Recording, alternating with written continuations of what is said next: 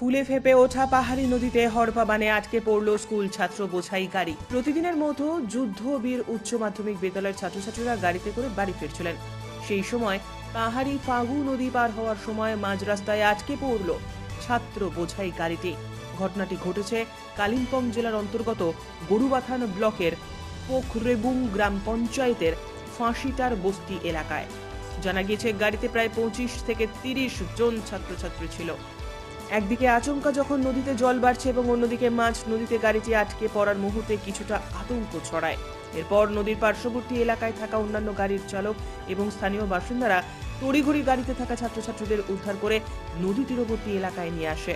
পরবর্তীতে জল কমলে গাড়িটিকেও টেনে ডাঙায় তোলা হয়। তবে বলা যায় স্থানীয় বাসিন্দা এবং অন্যান্য গাড়ি চালকদের তৎপরতায় বড়সড় দুর্ঘটনা থেকে রেহাই মিলেছে।